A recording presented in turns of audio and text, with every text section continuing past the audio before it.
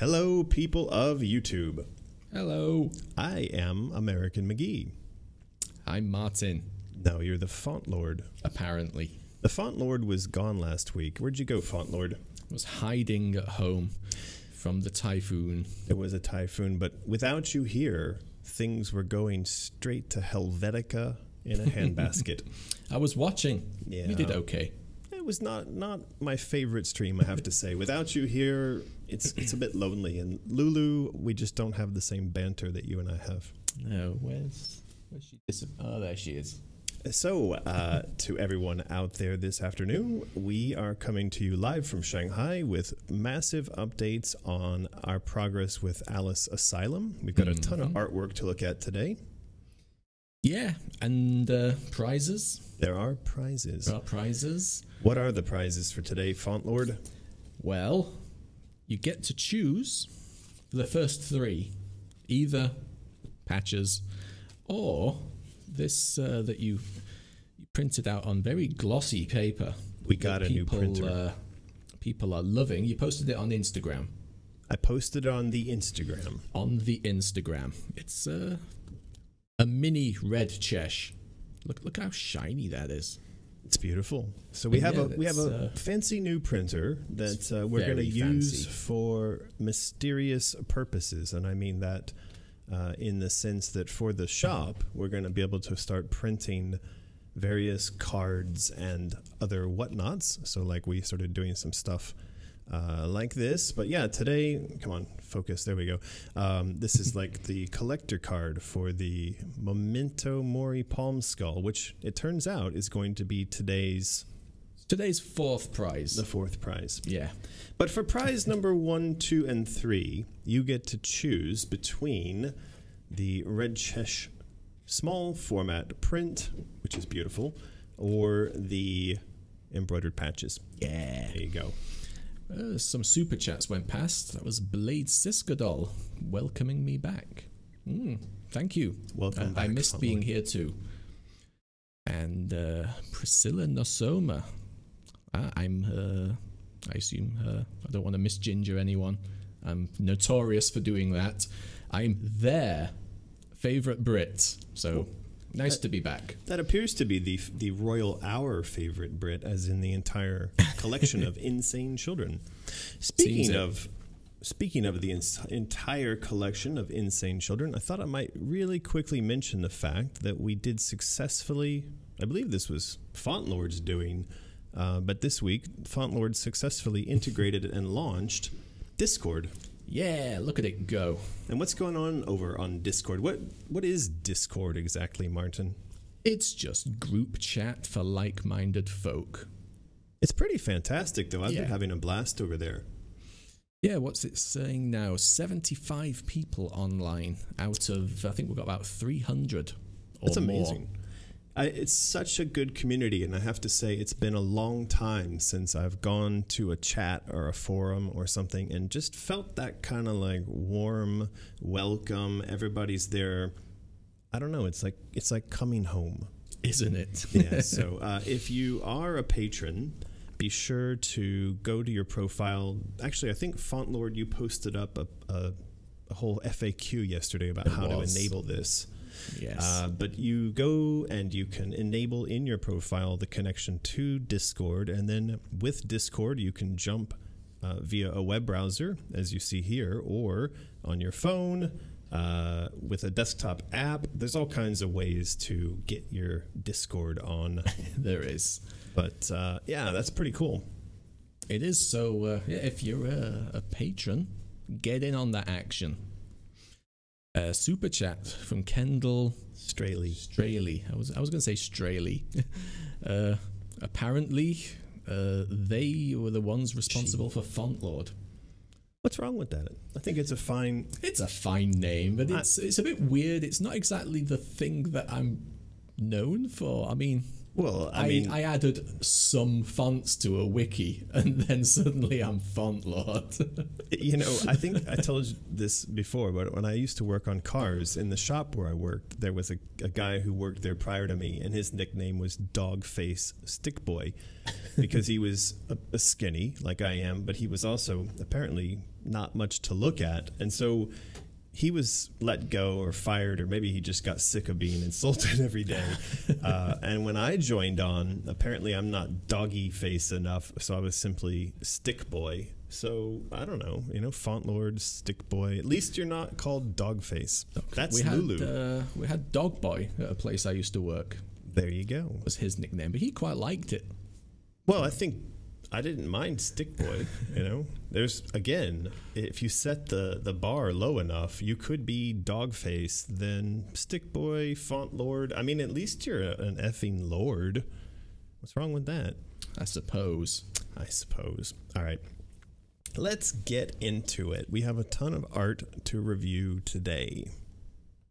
Okay. Now, this one, I got in quite a bit of trouble last week because Font Lord and Omri were simultaneously chatting to me and sending me messages on my phone that you've got this picture, the final picture, you stupid ass, show the final thing, and I just didn't. So here it is. This is the final version of what is the King of Planets outfit, suit. Seems like it. Yeah, I mean, we've shown this off in its various forms over the weeks. Is there much more to say? This is great. Font Lord and Stick Boy sounds like someone says it sounds like a superhero duo. It does, actually. I like that. Font Lord and Stick Boy. How would they solve crimes? Well, clearly you'd kick sands in people's faces. And I'd beat them with a stick. Okay, so nothing we couldn't solve with those powers. That's pretty much all you need. Marjorie Roper says, I was Stick Girl. That's her super chat. Well, Marjorie, again, at least you were not Dogface Stick Girl. It's being a Stick Girl. What's the old phrase? You can never be too thin, too rich, or too tall. I can't remember. Something like that. Who said that? Sounds like something Paris Hilton might say. I think it came out way before her time. Was it? Okay. Anyway, thank you, Marjorie, for the super chat. So yeah, I think we have kind of done this dress to death, but I did want to show it now in its final form on a stream so I could stop being abused by Font Lord. I never dissed you about it. I think this dress has had a kind of mixed reaction. The reason it exists is because there was the bargaining suit, and we liked that a lot, but it also got changed to what was sort of the pleading dress under my direction, because I felt like going into bargain from such a position of strength, given the narrative situation, didn't make a lot of sense. And so in order to maintain the concept of a suit, this was sort of invented. I'm not the biggest fan of this, not because it is failing in any sort of fashion or art merit, mainly because I don't know that I see our Alice in this game rocking this in a way that makes sense on screen. Yeah, it's a weird one. It's nice enough, but it's kind of hard to see it. Right. Well, I think what I feel, and I've been having a little bit of a side chat with Omri, we're getting pretty close to the end of the work on the dresses and the suits and the clothes in general, at least for now. And so where we're going to end up pretty soon here is going back to the work that's been done, casting out, discarding some of the ones that don't work, and then kind of holding on to some of the ones that do.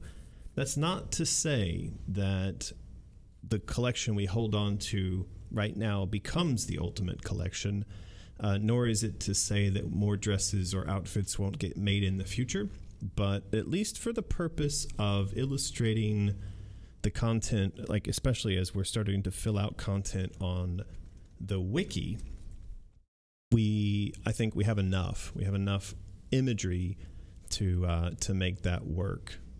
For sure, there's a lot of dresses there in the wiki. Yeah, so if you haven't taken a look already, if you go over to americanmcgee.com/asylumwiki, we are starting to drop all this content into web format. And so the images are there, but we're also going to start filling out a lot of the sort of descriptive, the text and descriptions about where and when we will encounter these designs.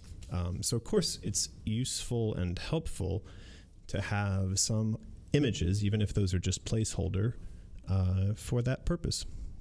Yeah. Alice on Elm Street super chat says, thank you very much. Not crazy about the look of the pants. Maybe pants that cinch at the knee and are fitted to the calf like riding pants that women wore back then. Could do.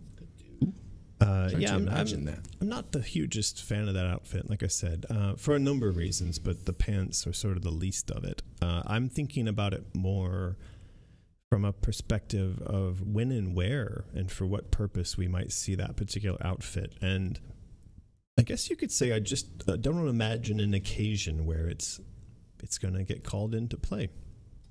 Hey. This dress, on the other hand, I would almost accept that we only had this dress and we ran around in the world murdering things in giant showers of blood and guts all the time. I feel like we could almost just make like Alice and the Chainsaw Simulator. Alice Murder Simulator. Exactly. And I wouldn't complain about that. And based on the reaction we've had thus far from people on Patreon and on Instagram, that feeling is fairly well, kind of held across the wide range of fans out there. So this is fantastic. Now, Omri sent along the back. Ooh. And so this is something came in last night while we were all sleeping, and this is the back of. Now he refers to it as the harvest dress. I've been calling it the death dress. It is one and the same, because if you look at the schedule we did of Alice's sort of movement through this adventure, the stage of death is also aligned with the harvest, as in the harvesting of your crops, the coming of winter. And so, but I like death dress. It's pretty descriptive. It's a pretty hardcore dress. Yeah, I also kind of like the kind of floating on the tiptoes that Omri has done in a couple of the dresses. It's leaving the amazing. trail behind. Yep, I love it. I actually, someone over on Facebook said, "Oh, she's sort of floating off the ground a bit." Actually, in this one, he wrote an email and he said he got the sense that people were misinterpreting this to be floating off the ground. Yes. So he's drawn the shoes. I get it now, yes. I think we've got Taylor sent a super chat before. She also had asked for details on the shoe design previously. So this is not a floating, though I kind of feel like there was one that he rendered where she was on tiptoes. It was the Inferno dress. Definitely was on tippy toes. Right. So yeah, this is the harvest, the death. I see somebody in the chat saying I like the name Harvest, and actually it is a little bit more sinister, like to be the harvester, the harbinger, the harvester of death. So I mean, having her in the world harvesting skulls. You heard it here first. Alice harvesting skulls. It's a good one. Maybe Alice 4. That'll just be like the murder simulator, which is just harvesting skulls constantly. We can just give her like some sort of vehicle with a spinning harvester combine type of razor blade thing on the front. She just runs over card guards. That was done in Lollipop Chainsaw. It was. There was a section in a combine harvester. Very fun game. We should go talk to Suda. He's not far away. He's just a 2-hour flight over to Tokyo, and he's a huge fan of the Alice series. And it's actually, he's so out there and surreal with some of his design stuff. We should go talk to him. Okay, let's do that. What do we got? Timothy J. Mio adores this dress. Absolutely fantastic. There's a lot of positivity about this dress. So, yeah, you're in the majority there. And Taylor Goen loves their own shoes. I think she's referring to the idea that she's going to cosplay this. So, fair enough. Speaking of cosplaying, we do have one of our, I guess you could say, fans. Then again, we're also a fan of hers.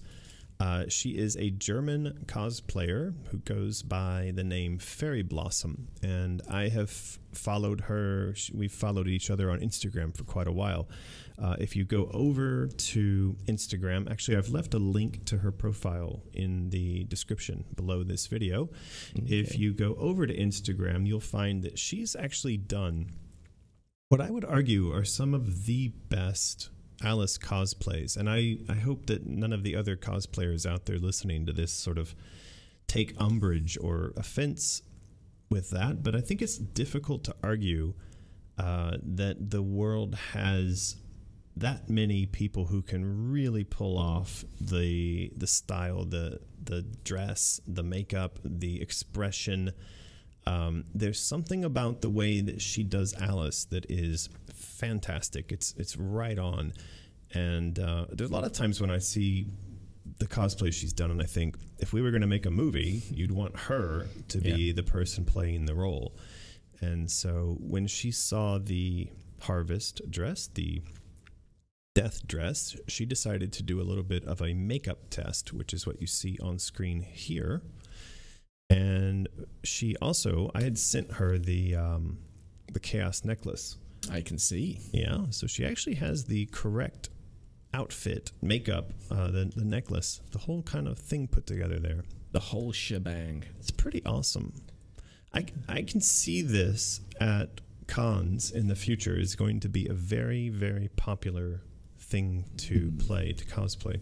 I would like to see the wiggly leech dress part of it. See how that's done. I've had a lot of ideas on that, on how you design that and how you mechanically enable it. And I think some people are going to do some pretty amazing stuff. So we have a super chat from Sleetable. Besides the great game for giving... That was weird. Let's go back to that. I couldn't quite get my head around that. The super chat from Sleetable said, besides the great game for giving FaerieBlossom awesome stuff to cosplay. So thank you for that super chat, and thank you for encouraging us to encourage FaerieBlossom to cosplay stuff. Yeah. She's one of my favorites, that's for sure. She does a very, very, very good job. Speaking of things to cosplay, this one was a little divisive. Divisive, not decisive. Divisive. Get your font right, Lord. I will. So you want to be using the divisive font. Yes. On this particular, written in papyrus. Maybe Comic Sans. This is definitely Alice's Comic Sans outfit. I guess. This caused a lot of controversy, and I see why. It isn't my favorite, and actually my feedback to Omri was, I love these. I love the Tweedles in the clown outfits and the concept of them hosting a circus in Wonderland, and I think we're going to go there. We're going to probably see the scariest ever representation of clowns at the circus as hosted or put on by the Tweedles in Asylum, and that's going to be fantastic. So this is right. I like the color scheme. I like the representation. This was an image that Joey did.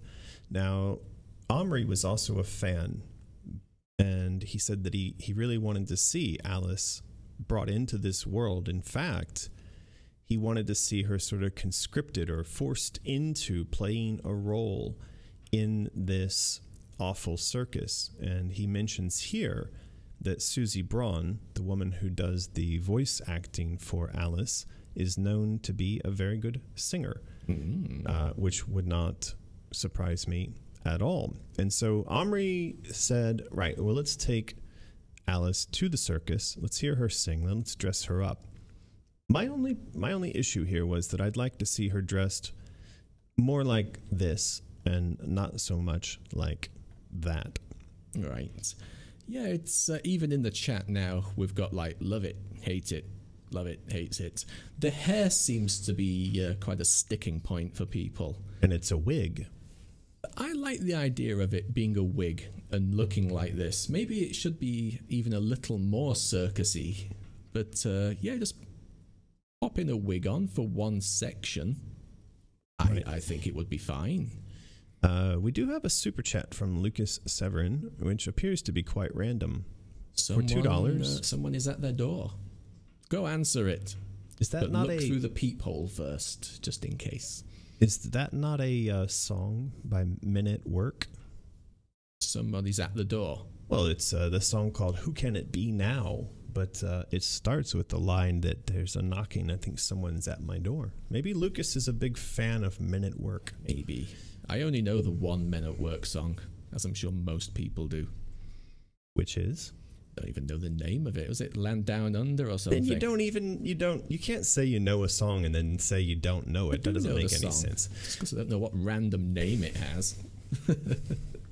Go on, Martin, sing it.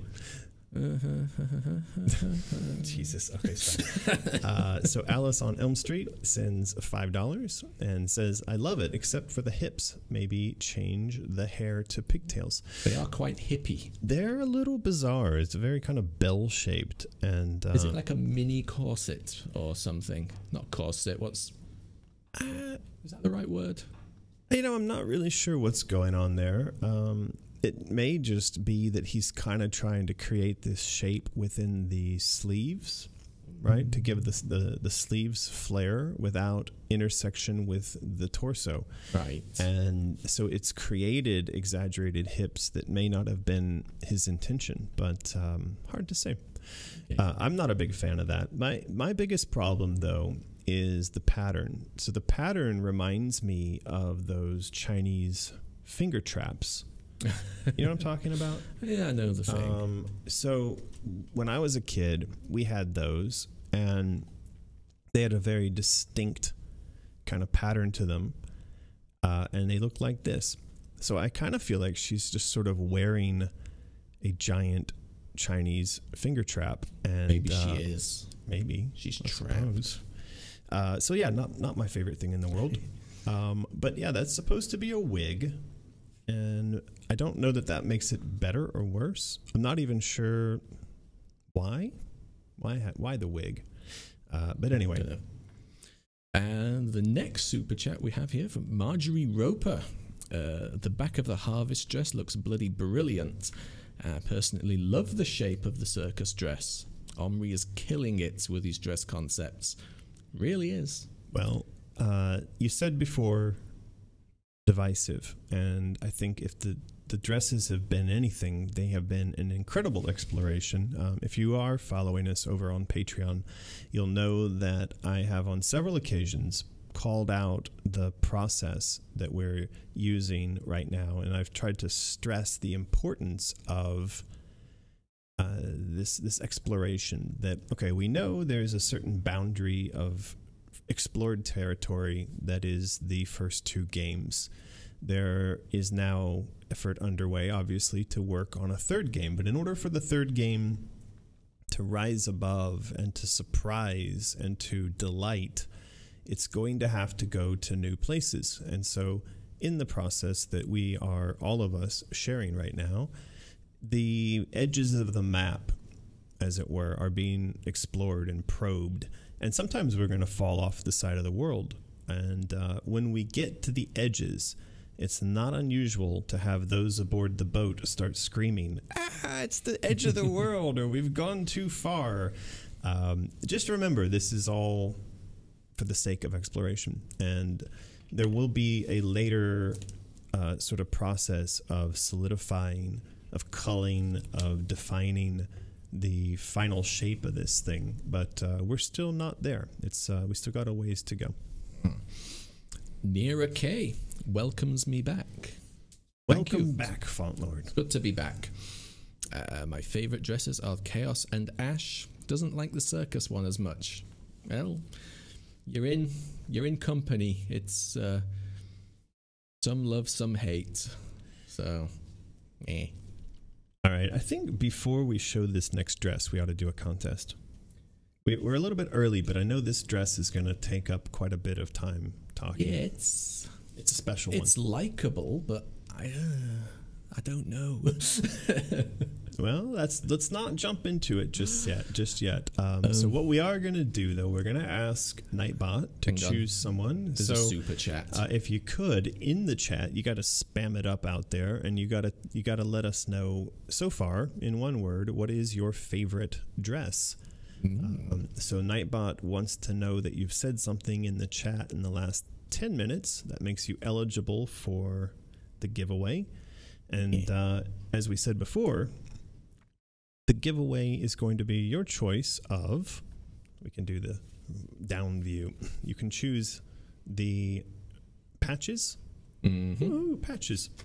Or you can choose the handy dandy, guess what do we call that? Sort of medium size, I guess, red Cheshire art print. I'm kind of curious what people want us to do with these. So it looks like we're going to start selling these on Mysterious. And one of the questions I have is, how much should we sell them for? The full size print is $50. Or I'm sorry, $100. So you might argue that this should be $50. The other question I have is, where or should I at all sign these? Should it be on the back in order to not junk up the image, or should it be on the front? Anyway, we need to figure these questions out. Yes, while everyone's spamming, Xylis Little super chatted and said, I'm trying to remember, what if Alice collected skulls instead of teeth? I believe it was something along those lines. It's gone. That's what it said. I'm pretty sure. I'll trust you, Font Lord. Yeah. Yeah, I think, in this game, there's going to be quite a lot of collecting going on. Obviously, we're going to be collecting Chaos coins. There will probably be thousands of those. They're likely to pop out of all kinds of places, from defeated enemies and from under rocks and you name it. I think as far as collecting skulls could do, why don't we wait and see how many more collectibles we need, and then we'll go from there. Okay, but good suggestion. All right, here we go. We're gonna roll it. Ooh. We have a winner. It's a new one. Whim and Wonder. And yes, thank God Nightbot chose someone new for once. So Whim and Wonder, the way this works is that you need to email us. That is mysterious@americanmcgee.com. You need to tell us whether you want the embroidered patch set or the red Cheshire art print. And you need to give us your mailing address, phone number, email address. What else? That's about it. I think that's it. That's about it. Don't make me resolve your broken mailing address, because if I have to do that, you will not receive your prize. Yeah, so get it right. And for those of you who've won during previous, I think the last 2 weeks streams, we've not yet sent your stuff out. So, oh no. Anyway, we'll make up for it with this dress. Oh my God, look at that. So this is the Mercury dress. Freddie Mercury? The Freddie Mercury dress. I put a link to the Kylie Minogue song "Can't Get You Out of My Head." Head or mind? I don't know. Omri called me out for saying the wrong way. Because in that music video, which is from like ages ago, she's wearing essentially like a mirror-y dress, and when I saw this, it immediately reminded me of that song. Yeah, I liked that song. It's a good song. Now, when I saw this, when it came through email, my immediate reaction was, oh no. Right. This isn't gonna fly. And it wasn't that I didn't like it. My internal reaction was it feels a bit much for a 13-year-old girl. Right. And I don't know. It's just really far outside the explored territory. I think you're probably right. It's fine to have like a shiny, glittery Mercury type dress. My initial response was it's a little too disco. There's a lot of things going on here, and I think some of them are good, some of them are just... But here's the thing. I was really surprised by the extremely positive reaction of everyone over on Patreon. We probably had like a 9-to-1 like to dislike ratio, which shocked me.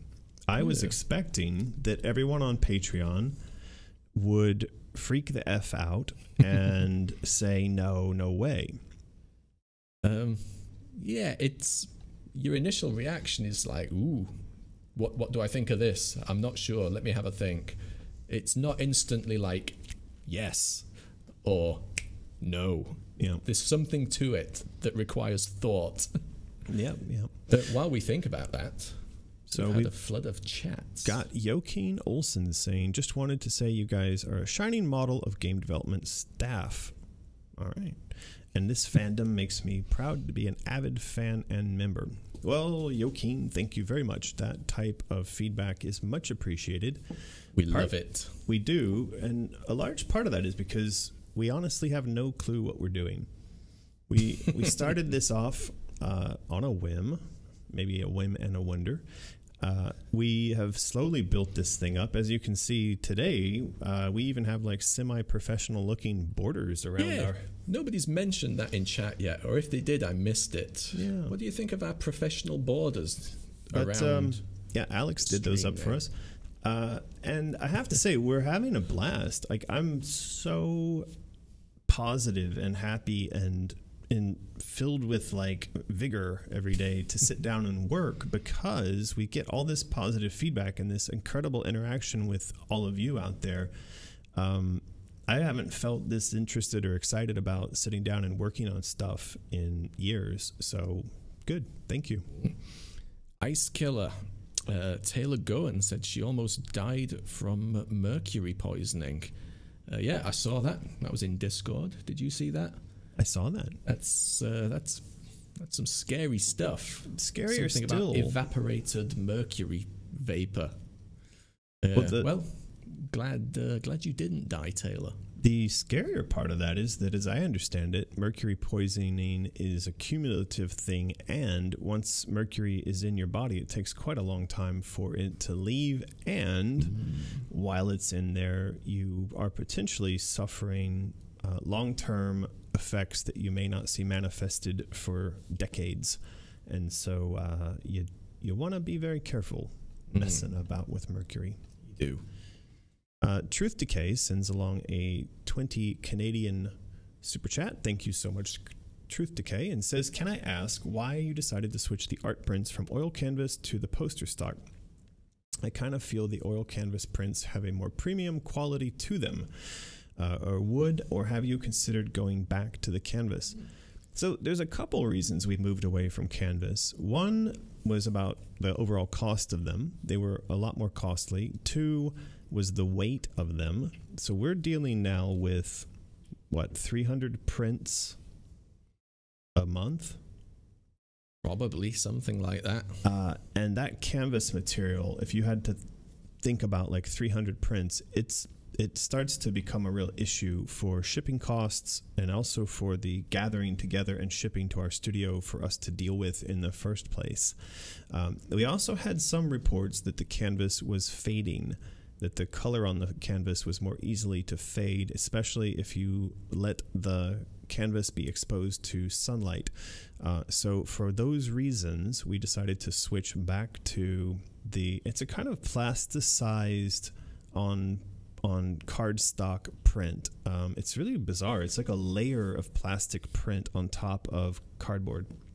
But we think it feels pretty good, pretty quality. Feels, I think so, pretty awesome. So, yeah, there you go. Various reasons. Answer to that, though, I think in short is no. We're going to probably avoid the canvas from here on out just because we want to stick to one thing and be consistent. Alice on Elm Street super chats again. Loving the hair and tights for the Mercury dress. I am liking the leggings. It's sort of like the shiny crisscrossing going across what I assume would just be like normal fabric. There's a lot to like. I feel that if it was probably a little more Victorian-y, but still clearly mostly silver, maybe I'd probably like it a bit more, but I can't get disco out of my head. Well, I think you need to imagine this rendered in 3D as a model with these elements being alive and liquid and moving. Yeah. I think once that happens, it'll cross back over into the realm of magic. And I think once it crosses that boundary, we may all have a completely different feeling about it. And so, he's written it down here as a collectible or unlockable dress, which clearly kind of puts it into the realm of a special dress. Yes. And just for anyone who's new here, when we say collectible and unlockable, it would be entirely optional. That's the word I'm looking for. No pay-to-win DLC nonsense. That is correct. Just in case you were thinking. Taylor Goen, super chats, simply says silver tentacles. Isn't that a Christmas song? No. Yeah. But one of your quotes, isn't it? Tentacles make everything better. Tentacles do make everything better. There you go. This is exactly right. So, are we done with that? What's going on here? With the silver dress, you mean? Yeah. What's happening in the chat? Oh, Ina agrees with me. Yeah, I mean, I think everybody's had their say on the silver dress. It's pretty disco, says Suvi. Yeah. And, with all these dresses, please feel free to go over to Patreon and write your feedback, comments, suggestions to these things there. We do tend to look at the feedback on Patreon a bit more, I guess you'd say, than what's posted here on YouTube or over on Facebook or Instagram or whatnot. But we are looking to collect as much feedback and input from all of you as possible. So please do let us know. Please do. So that kind of brings us to the end of dress review. I think that what Omri says he's working on next are some enemies. I had an email with him yesterday. I said, go work on enemies. I also requested that he work on a couple of things related to sort of young Alice as she's entering into the hospital or into the asylum.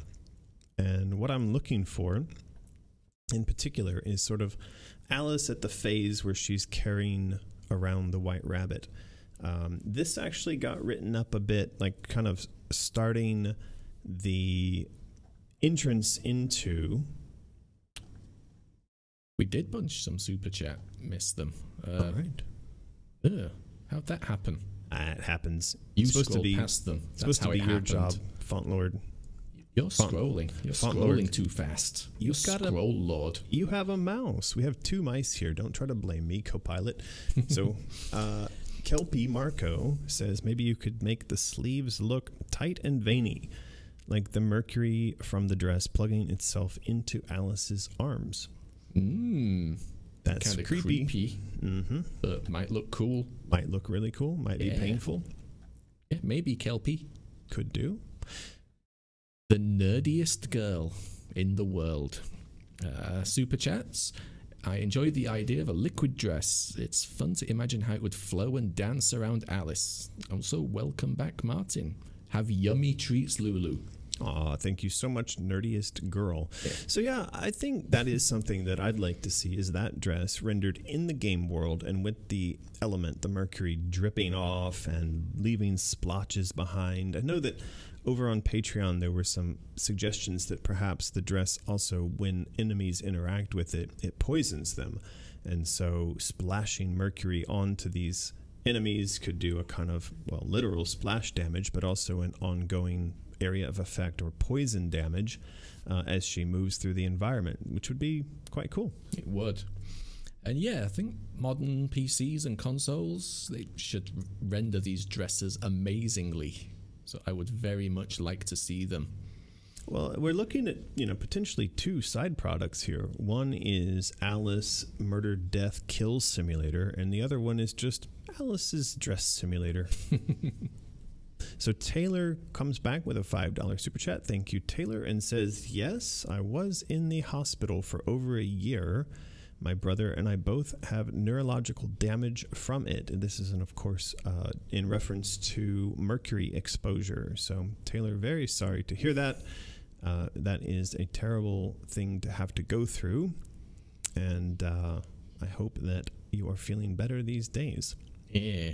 Fingers crossed for future good or better health. And then there's Truth Decay calling out Font Lord for missing a bunch of super chats. Call out Stickboy for scrolling too fast. So Priscilla Nsoma comes along with 5R. Thank you so much, Priscilla. And says, I would have loved to have this stuffed rabbit as a collectible. I think many people would. Yeah, I think so. Well, that is, of course, in reference to the stuffed rabbit that Alice has. Now, if you've played the games, you'll see that at the start of American McGee's Alice, she has this stuffed under her arm on the bed in the asylum. And what I'm working on now is the sort of introduction to Alice and the... Thank you for that bottle top sound effect, Martin. So working on the introduction to Wonderland via the White Rabbit, and as I've said, I think on the Wiki or over on Patreon, I really want to increase the role that the White Rabbit has in the new game and have the White Rabbit play a much more central role as Alice's guide and companion throughout the game. Being that she's 13 years old in this adventure, it makes a lot of sense that we would see her sort of clinging on to or in need of a companion and a sort of a comfort item of some sort. So one of the things that I had asked Omri to do is work on this design. So as we've seen before, there's a young version of the Cheshire Cat. Mm-hmm. I've asked Omri to think about a young version of the White Rabbit as well. Yeah. Or indeed probably young versions of pretty much everything. Yeah, well, I mean, we are sort of stepping back. Now, I think some of these characters may be more kind of ageless than others. But certainly for the White Rabbit, because we're going to have to watch a transition from this doll in the real world into this character in Wonderland. And the question that I posed to Omri in the email was about the degree of transition, like how aggressively do we want to see that switch be, or when it takes place, how aggressive is it? Yeah. So he's going to explore around on that. But for sure, this would be an amazing thing to collect. I do hope that by the time we're finished, the idea that you recognize and you have and you hold this White Rabbit as an actual physical collectible will be something quite fun and interesting. I think so. So that is about it for art review today. Okay. We have some other pictures in the folder. It's there not are a really few other art review, but yeah, exactly. This is the entire Chaos coin set in its final complete glory. What is the Chaos coin set, Martin? It's this that we're looking at. It's should we go to the top down cam? You can. So yes, this is the whole thing on the very messy desk. Ooh, this way. You gotta remember, everything's upside down, Martin. It's really weird. There's a skull here. But yes, you have the Chaos Coin collectible little certificate here that will go in the box. The velvety bag that will have the coin in it when it arrives. I wrote up some kind of cute descriptions for these over on Patreon. I called it like the bag of holding, and this was the I saw plus 50 frame of envy. Right. Yes. It would be quite envious. Yes, the coin and the frame, it was... You don't seem to have the frame foot in here. The little foot, but there will be a foot, so it stands up. This is true. So, and don't forget that the front of the box itself is quite nice. Yeah, it's quite awesome how that all came together. It looks beautiful. I'm really happy with it. I think of all of the physical items that we've made, and as I've repeated many times, I really like when we get to make physical things.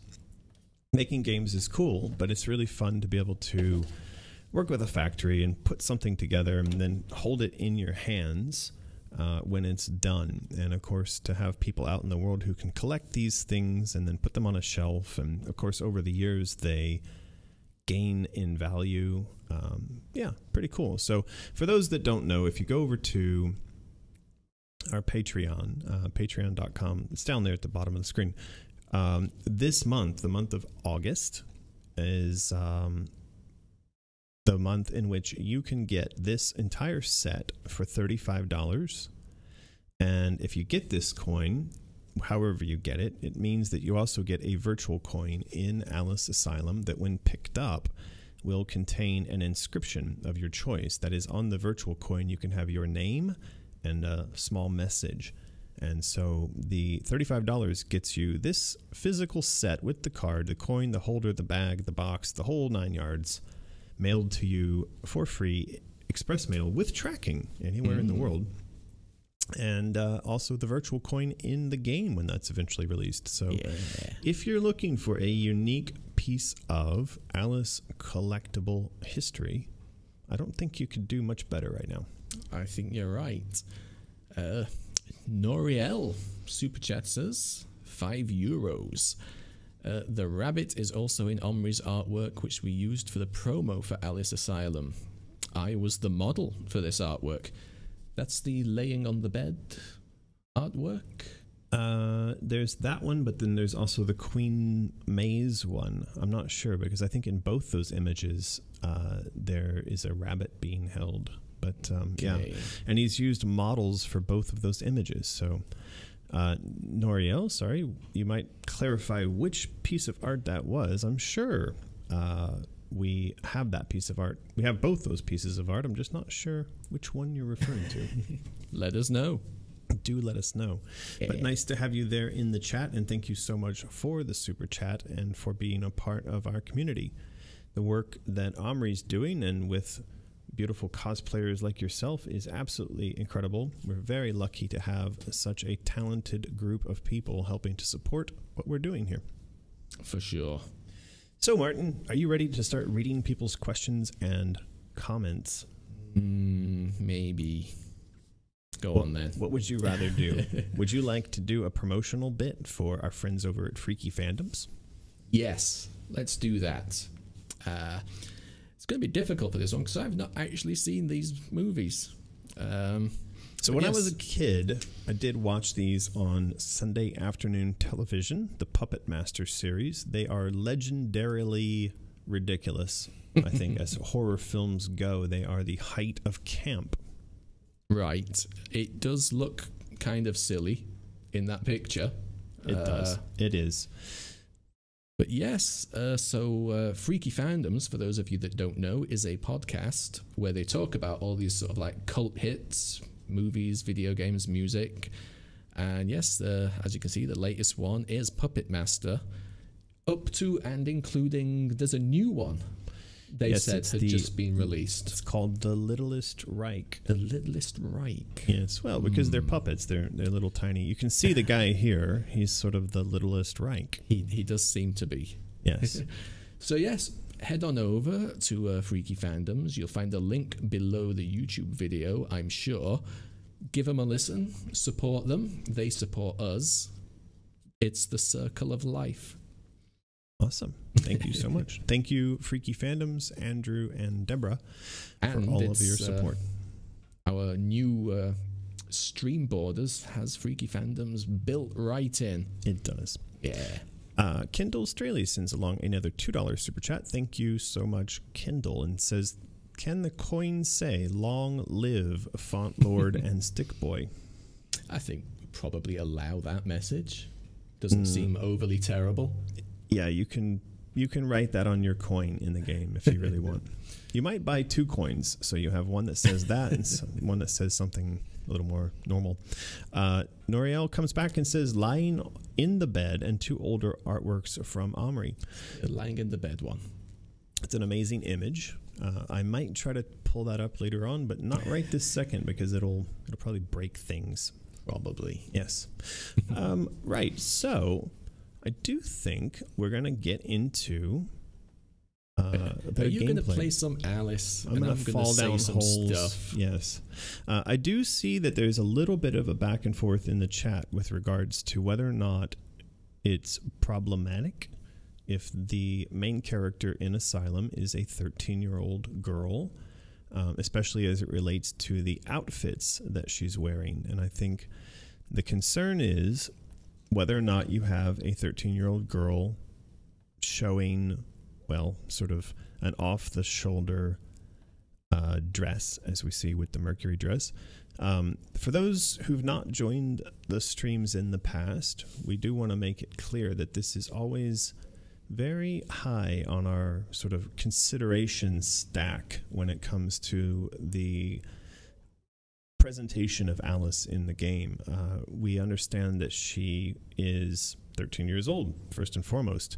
We also all get the fact that the core of the narrative is actually a pretty problematic one in and of itself, because it is dealing with sexual abuse and sexual abuse of children, psychological, physical, and sexual abuse of children. So at no point do we want to sexualize the character in the game outside of the context of, let's say that Bumby as a character obviously was intent upon sexualizing these children. And so, we approach this topic as carefully as we can. And when I, saw this dress again, my first reaction was kind of in line with what you're saying there. This doesn't look appropriate to me for a 13-year-old girl. And, I was expecting that the response over on Patreon would be something similar.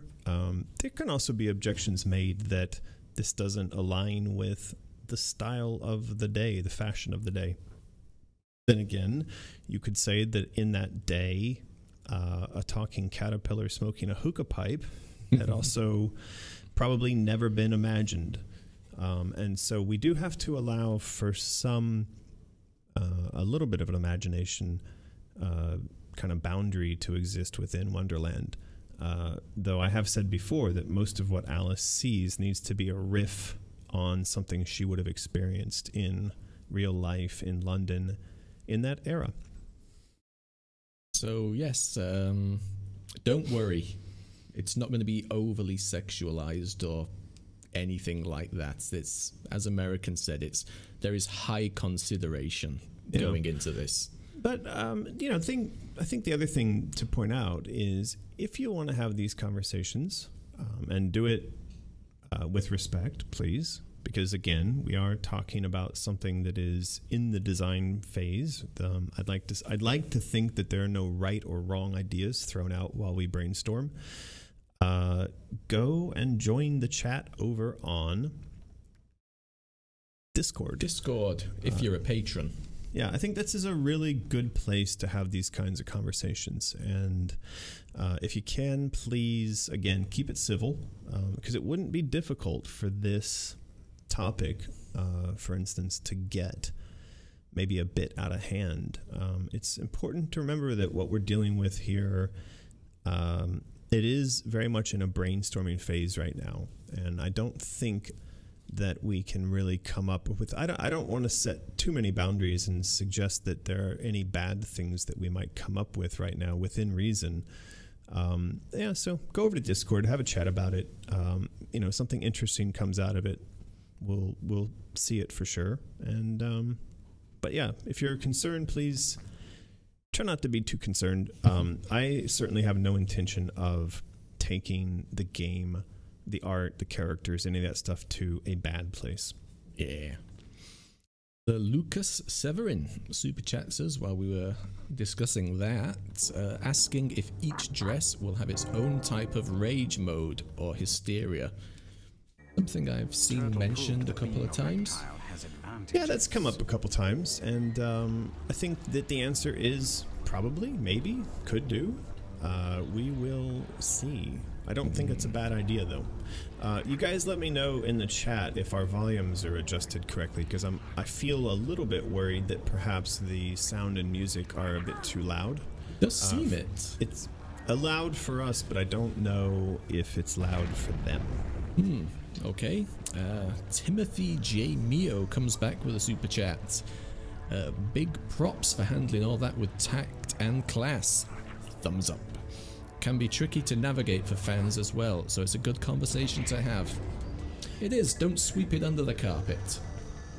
Well, that is, you know, ultimately that is the entire point of these games. It is to provide a canvas, an environment where this conversation can be had. We've talked about the utility of humor in some of the previous live streams and how humor serves to give us a place to talk about uncomfortable things. And I think that, you know, games, when they deal with these kinds of difficult topics, also can serve that purpose. And you know, it's what we humans do. We tell stories so that we can journey to places we'd rather not really go in real life. And humor does that, art does that, movies do that. So we do want to be kind of exploring the territory, but doing it respectfully. Yeah. A couple of people said it's a bit loud, but it seems the majority is saying it's fine. So make what you will of that. Well, it's a question of the mix. Because on the last stream, you may remember somebody said, please turn up the volume. I can't hear the volume. It was Salah, was it not, who said, will the game have music? Will the new game have music? I think that was what happened. Yeah, but someone in the chat actually said, can you turn the music up so we can hear the music while you're playing the game? Okay. I might actually take my headphones off for a bit, cause give my ears a chance to cool down. These headphones are really toasty. Just a bit. Ooh. Here we go. So, Font Lord, I believe you have some questions that need answering. These questions I extracted from Patreon last night about the recent posts we've done. As I glance up to the chats, there's no super chats there, so these ones came in from the Mercury dress post. Lucas Severin. So the reason that the Mercury dress is in the Hatter's world is because hats made using mercury back then, and supposedly inhaling fumes drove the Hatters mad, right? Well, I mean, the idea that the Mercury world is inhabited by the Hatter, yes, the link between the two has to do with the fact that Hatters employed mercury in their work. I believe it was used as a stiffening agent for the felt, and so it gave the felt kind of weight, because obviously you were embedding mercury within the fabric, and that gave it a heft and a shape.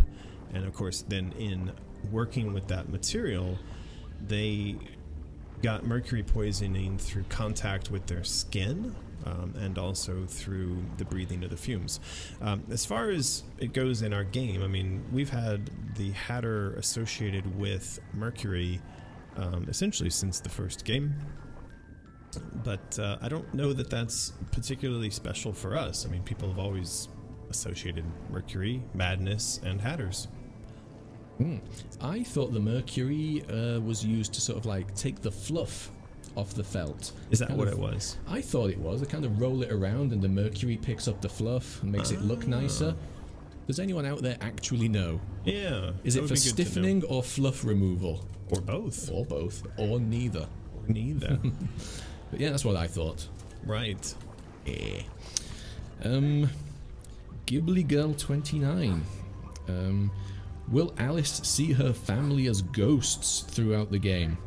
I think it would be a cool idea to see them while walking through Wonderland and Asylum, and would go in part with the horror aspect of the game. So one of the things that I've been thinking on and working on in my notes is the idea that we're going to represent her PTSD in a very constant and real fashion, and that would be the sound of her family in pain, burning, dying, alongside flashes of the recollection of the fire, the night of the fire. So yeah, the idea that we might see ghosts throughout Wonderland in various forms as Alice is moving through the world, yep, I think we're going to have ghosts. Ghosts. Yep. Cool. Yeah, I think it's time. It is time. Sarah Harris with Love is asking, how is making a second one coming along? I think she may have missed something. An entire game. Making a second what? Game. Oh yeah, I see that comment. It's the third game. That always makes me laugh. I saw that on Twitter last week. Someone was like, "Yay, a second game!" And I was, you might have been in a coma, maybe. Yeah. A couple of people saying Mercury makes it stiff. I said that. Yeah, it's okay, Martin. You're the Lord of fonts, not the Lord of fluff. Exactly. So what time is it? It's 1 minute past 10 and 40 seconds. And that means it's time for yet another contest. And as we said before, we're going to give away, it'll be your choice. You can have either the Asylum patch set, the embroidery patch set. I really like these. I've got the Cheshire Cat sewn on my backpack. We need to mention the second set at some point. Oh yeah, I did actually bring along the image for that. Well, should we do the competition first? But I think the image isn't. Oh, there it is. There it is. So yeah, we are working on a second set of patches, and look at it go. These are going to be synced up to, connected to the next reward over on Patreon, and that reward will unlock when we reach a new level, a new goal of patrons. The Chaos Coin unlocked at 2,000, and we are now at something like 2,300. But that promotion is going to end around the end of this month, and so we're already preparing for the next goal, and the next goal is going to be the second collection of patches, and this will be the patron exclusive, the Lulu patch, and then these sets of lovely designs done up by our good friend Jennifer. Yeah, loving that middle patch. While people are spamming, there was a super chat we missed from Taylor saying, I would love to see some horror with this dress. Yep, the Mercury one. It could have some symptoms of mercury poisoning, like cracking, bleeding skin, sensitivity to light. So maybe in the dress, the gamma is way up. Sounds good. VFX that affect the game based on like what dresses you have. It's kind of a cool idea. Yeah, for sure. I think we're going to definitely need to implement some stuff like it, Taylor. Very good. Yeah. Thank you for that, Taylor, and apologies for missing that. Yes, Blade Siskodol reminded us. Thank you very much. Thank you for that too. Blade, for the reminder. These things do fly by sometimes. They do. Okay, so anyway, spam is going spam, spam, spam. Spammity spam. Who's going to win? Spam. I like spam. Here we go. You ready? Yes. Restless and Goddess. That's a new one. Oh, Restless Goddess. Goddess. It is a new one.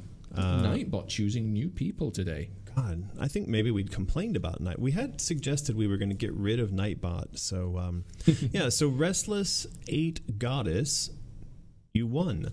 That means you need to email us at mysterious@americanmcgee.com with your mailing address, phone number, your choice. You get to choose either the embroidered patch set or the Red Cheshire, the small print of the Red Cheshire image, and we will then mail that out to you wherever you are in the world. Oh no, they say they've collapsed. Oh, don't collapse. Don't collapse. Yes, Restless 8 Goddess. Congratulations, Restless 8 Goddess.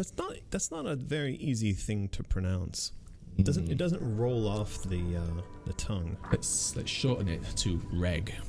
Well, does that suggest that Restlessness ate the goddess? Restless 8 Goddess. I don't know. Let us know. It's not working for me. But you won, so don't listen to me going on about your name there. Yeah. I feel like I'm going in circles again. I was doing pretty good so far. You've moved on today. though, haven't you? I have. I've quietly. Now I'm gonna drown. I did. I was watching the stream last week. I'm terrible. It's watching you wander around that same area constantly. Oh, it's absolutely horrible. You've surprised. been there for weeks. I mean, it's amazing that people even come along to watch any of this. If it were me, I would have not only would I have turned it off, I would have blocked myself. I would have reported it to YouTube. Taking like a DMC takedown notice. Yeah, exactly, like a copyright notice against like abuse of people's time, brains. I don't know, but it's whatever I'm doing, it's not good. And now I'm getting bit by a fish in the butt. We've not actually changed to the OBS thing. You're playing and people can't see. Oh, that's brilliant. What kind of idiots are we? Big ones. Very, very big ones. Are they calling us out for that? No. Yeah. Oh yeah, I can see. Oh, I've died. Callum. Well, you didn't miss anything. I basically just died. Sorry. So. Americans just really wanted to get back into the game. We forgot to change the screen. Ah, boy. Just when I had said we were becoming professional. We've got new borders. We've got overlays. An end card. We've got fancy cameras. But it doesn't matter if you don't actually show the gameplay. Yeah. Anyway, we're back with the game. What else? Austin Cook. Any chance we will see a chaos version of this Mercury dress? That's what's kind of mentioned earlier. Will the dressers have their own hysterias or chaos or madness versions? Yeah, I don't know how to answer this question. It's one of those kind of the thing that hasn't been designed yet. How is it going to work in 3 years' time, American? Yeah, I love that. The chat. You've got the wrong screen, but I have no money to super chat and tell you. I'm sorry. I'm awful. Blame Stick Boy. Stick Boy. So yeah, I mean, this is, I think it's been asked a couple times now, and perhaps we need to put something over on the wiki about this, but as far as a kind of new version of Hysteria, or, you know, we call it chaos mode or whatever, I think the answer is that it's a big to be decided. We certainly have the space for it. It seems like there's enough demand for it, and so yeah, I don't know what to say beyond that. Yeah. Yes, we get a bunch of these questions coming in, like, you know, will such and such a weapon have such and such a range? Maybe. I don't know. Yeah, I mean, when you try to get into the particular details this early, it can be a bit difficult. I mean, the only thing I can say, I think a lot of times in response to these questions is that's a good idea, and I think we would like to implement something along those lines. And I died. So we'd like to implement something along those lines. Exactly how it gets implemented right now, it's a bit early to say. That's about it. And hopefully Ice Killer and Magus are adding these to the wiki, which I'm certain they are. I hope so. Yeah. Right, super chats coming in thick and fast. Let me just grab the mouse. Can you wait, please? No, because I screwed something up, so please just chill out there. What did you do? I may have overwritten my quick save with... Yeah, I did. All right. Well, guys, I'm sorry. You just get to watch... Jeez, Rick. You just get to watch me do that whole thing all over again. Woo! So, Joachim Olsen, the Raz cameo was perfect in Madness Returns. Do you want to reference any other games? It'd be cute to have a Transistor reference. Alice and Red have a surprising amount in common, and they're great examples of female heroes. I did like Transistor. Yeah, so one of the reasons why Raz made sense is because there's actually a fairly close connection between Raz going into his own mind and Alice going into her mind, and I'm also, you know, able to talk to Tim directly about, hey, I'm a fan, and he says, I'm a fan, and so that is really important because, like, a lot of game companies, while the smaller portion of the company might be cool with you using that IP, the lawyers, agents, the publisher who own the ultimate rights, they very easily and very often just say no. They don't think that kind of stuff is cute. And I think, you know, one of the examples of that would be, so did we ended up putting the BioShock reference in Alice? I can't remember. We actually built a Big Daddy, and the Big Daddy was going to be in the underwater scene, and I talked to not Brian Fargo. The BioShock is created by... I've lost it. I hate when that happens. Anyway, so I reached out to Ken Levine, the creator of BioShock, and I said, we want to put a Big Daddy. And he said, love Alice, go for it. And then a month or so later, came back and said, I'm sorry, the lawyers said no. Oh. Lawyers. Anyway, Alice on Elm Street sends $10 and says... idea about the Jabberwocky. We see the bones in American McGee's Alice, and a mechanical version too, may be killed in Asylum and revived by Hatter. Post-credits cutscene of Hatter finding the remains. Ooh, Avengers style, right? Yeah. Post-credit Marvel style.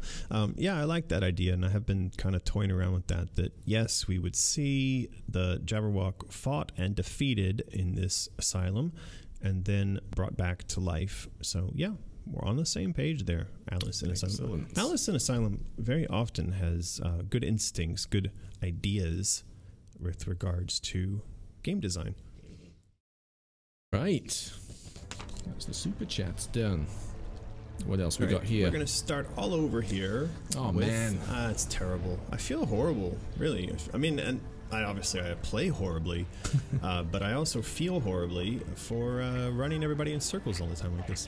I don't know. We've got nothing else to do. Currently, it's not as bad as the last zone you were in, so I think you're all right. Well, I've just died and had to start completely all over again, so it's pretty bad. Anyway, go for the questions, Font Lord. Rider Studios says, using Mercury, this is kind of what we said earlier, using Mercury as a poison and a weapon mechanic would be really interesting. In the past, we haven't really had anything that would cause damage over the time. Would Mercury's effects only work on the enemies Alice would be encountering, or are they also simultaneously working on her? Yeah, so I think the closest thing we've had to a kind of long or over time a duration effect of damage would be the jack bomb and catching people on fire. So these guys all seem to be kind of swimming straight down into the ground, which is good because they're not biting me while they're doing that. But anyway, so we do have the ability to set things on fire. I like setting things on fire, by the way, in the game. So there is that concept in this game. And the idea that we would have a poison effect in the new game based on Mercury is a good one. I like that idea. And you saw in Omri's art, he had her carrying a little vial of mercury. I did. So you could imagine her tossing that at enemies, and then they get neurological damage and have to stay in the hospital for a year. Yes, the Mercury dress got a lot of the creative juices flowing from people. And that is exactly what we want. So, you know, that's an interesting thing. You can see that there are, as someone said in the chat, there are some elements of the Mercury dress that are problematic. You know, there's some things in there that we may find inappropriate ultimately in terms of the actual physical design of the dress. But the fact that it's spawned all these conversations about all these other things that might occur with regards to the Mercury is wonderful. It's exactly what we want. Yeah. Moving on from the got some comments and questions from the clown dress post now. That's not a clown dress, it's the circus dress. Now, you know. Austin Cook last week made a comment about marbles and thought I'd throw in another idea. What if Alice had a slingshot with marbles? She could collect with different damaging abilities, stun, electrocute, or just knock the heads off their shoulders. Yeah, I like the marbles and slingshot concept. Catapult, they had them back then, I guess. For sure. I mean, look, you had David versus Goliath in the Bible from 4,000 years ago with a sling. And yeah, actually, that was like a whip it around sling as opposed to the classic wooden Y with some elastic on it. That is correct. But the idea is that shepherds for millennia have been using slings along with their sticks to protect their flocks. So yeah, I think for sure Alice would have had access to that sort of basic technology at this period in history. And I like the idea that different colored marbles result in different types of attacks. So you kind of have like a rocket marble or a grenade marble or a Mercury marble. A Mercury marble. We could also envision, you know, shooting somebody with a marble that causes that enemy to shrink or causes them to grow violently and, you know, explode inside of a small space. So there's a lot of things we could do marble-wise. So I think that's a very good idea. We ought to add that to the wiki. That actually brings me to a point. Okay. We come up with a lot of ideas during these live streams where I could say, I like the idea of a slingshot with the marbles. And by the time we finish one of these live streams, actually Martin and I are kind of tuckered out because we're old men. And we usually go for like a nap and then a beer, and then we forgot everything that happened on the live stream. So we need to get notes into the wiki in some sort of more formal fashion. I'm hoping people like Ice Killer or... I did mention to them that you had a slight concern that some things were getting lost and not being recorded, so they are aware. Well, it's not meant to kind of call them out. It's just to say... I said it pleasantly. Yeah. It's just to say, I like that idea a lot. I hope we get it into the wiki. Yeah. Okay. They know. All right, cool. Alice on Elm Street is back with a vengeance. Speaking of Elm Street, I was watching Scary Terry. Rick and Morty last night. Surprise, that's a good bitch! one. You can run, but you can't hide, bitch. He sure says bitch a lot. Stupid Scary Terry. Anyway, sorry. Alice on Elm Street. Guilt dress scene idea. Trial similar to the trial over the tarts in the original story. Blaming her for the death of her family. I just read it exactly how it was written. Yeah. Okay. Did she have a trial over the death of her family that involved tarts? Well, in the original book, there was a trial put on by the Queen. So I think that the reference there is to that. Yeah. I mean, we could try something like that. Okay. There you go, Alice. Yeah. Again, it's a maybe. Yeah, I mean, I think what the reference there is just sort of the guilt that she suffers constantly throughout these games with regards to the death of her family. I will say, we do have a guilt dress, obviously, and we do have some kind of markers for places that might be in some way related to guilt. during her fight against the PTSD as she's going through that cycle, I still don't know the kind of guilt she's going to be struggling with. It may be a form of survivor's guilt, but I don't know that she's blaming herself at this point in the story. I don't think that sort of self-blame happens, perhaps, maybe until later in her story arc, after she's been sort of manipulated psychologically by Bumby, or manipulated through others by Bumby. So I think we need to be careful about the themes that she's struggling with emotionally, and I'm still not sure that we're dealing with that particular theme in this adventure of, did I kill them? I don't know that we're there. That's not to say that there isn't a survivor's guilt, but let's see. Somebody, Auntie Lacey, you need to raise the water one more time. I know. You know? Okay. I know.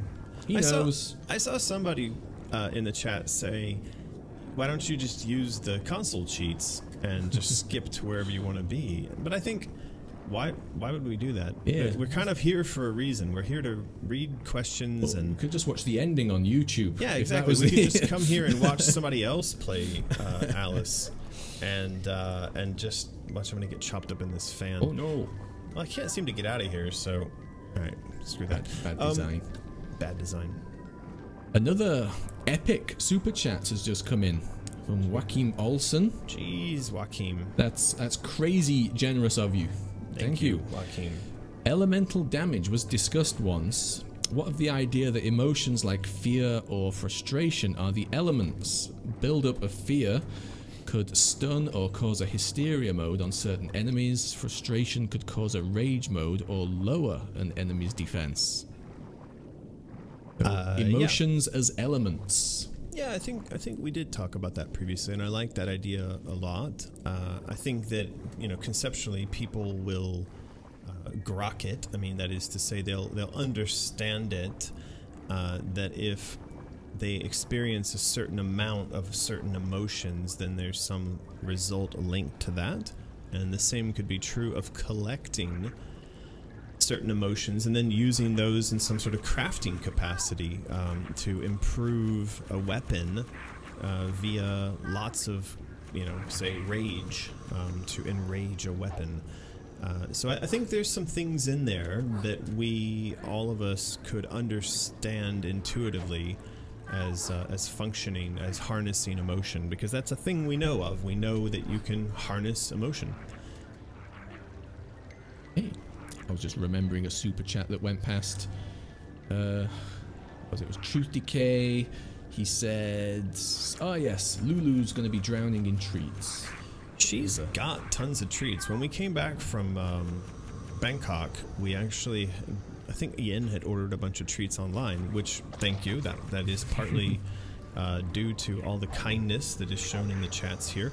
But yeah, so she's got several bags of very tasty treats. And I think she's getting a bit spoiled, and maybe she may even be getting a bit fat.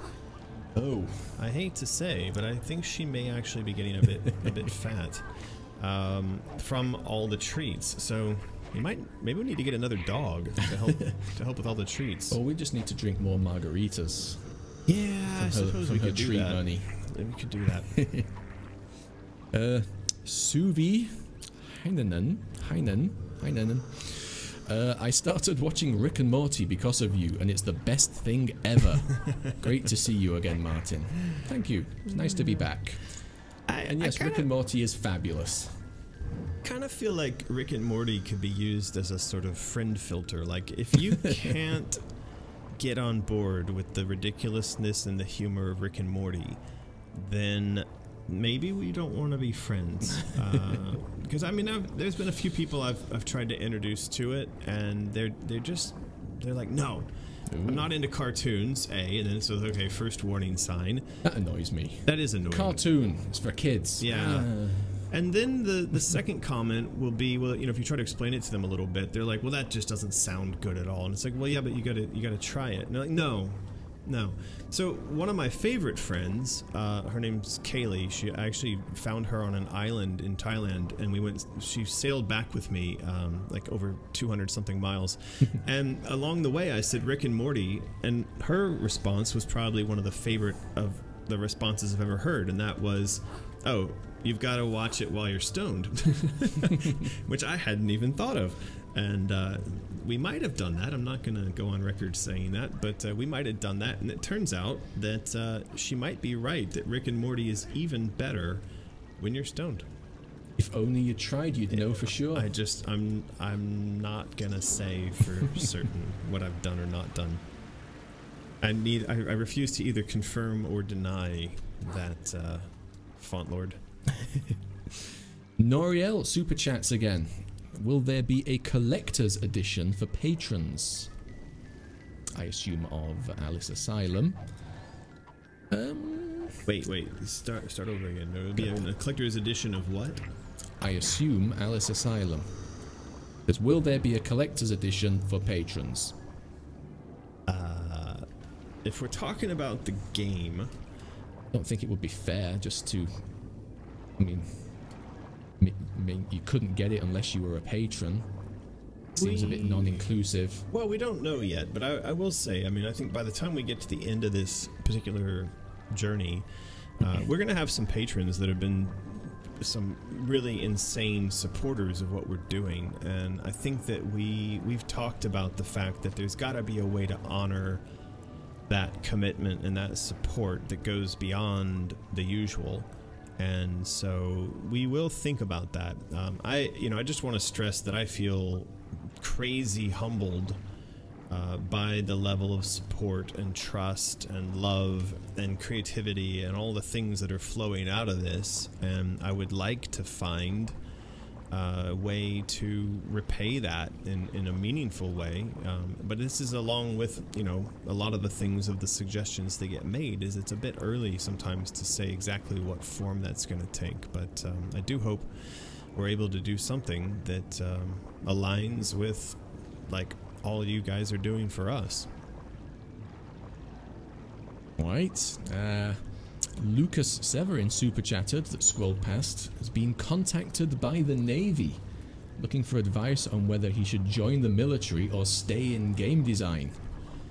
Yeah, I actually saw Lucas made that comment on I think on the Discord the other day, and it's the kind of thing where I'd almost want to have like a bit of a longer conversation with Lucas about where he's at in life and what his aspirations are, what his skill set is. Because here's the thing, like, you're asking somebody, me, I did not finish high school. When I was 16, 17 years old, I was forced to drop out by circumstances in my family. I also did not go to university. I went straight into the labor force, and as many of you know, I was an auto mechanic working on German cars for a number of years. I did a lot of random sort of odd jobs, and I have to say that those jobs give you abilities that a lot of people don't have. In some ways, it was a blessing that I didn't go and finish high school and that I didn't go to university, because as a result, I can turn a wrench, I can cook, I know a thing or two about computers that I might not have known if I hadn't spent as much time on them as a result of not being in school every day. So there are benefits to being a self-taught person, and I'll say very clearly, I'm not a very big fan of structured institutional education, because I believe that it doesn't necessarily teach people, at least not now, how to educate themselves, how to take care of themselves, and how to expand their frame of reference and knowledge. So if you're in a position where going into the Navy is going to give you applicable real world skills like how to turn a wrench, I would say go do that, because the world will never not need people who know how to turn a wrench. And then once you've got some money in your bank account and you've got some experience of traveling around the world under your belt, come back and focus on being a game designer. There's nothing to say that while you're in the Navy, you can't still be writing and creating and teaching yourself Photoshop and Unity and all these kinds of things as well. So I might say go for it. I'm not a big fan of the military. As an American, I don't, like a lot of people realize that like for every $1 of taxes that Americans pay, 50 cents of it goes to things related to the military. I wish that weren't the case. I wish we weren't dropping bombs on people all the time. But I do know, and I have a lot of friends who've been in the military, and it's gotten them into quite good places later on in their lives. So something to think about. Okay. Long answer for you. It's a serious, really serious question. It is. And Lucas, I wouldn't mind if you want, we could have a chat on Discord or somewhere else appropriate. Eating a bone? Don't know. Oh. A super chat went past from Cheryl Garrett Photography, I believe. Well, Cheryl Garrett. There it is. Oh, just loving the collector's edition idea. Well, thank you for that, Cheryl. Your Cheryl. super chat is appreciated. And yes, listen, one of the things that we've said a lot is that this is all about collector items. This is all about making cool physical stuff.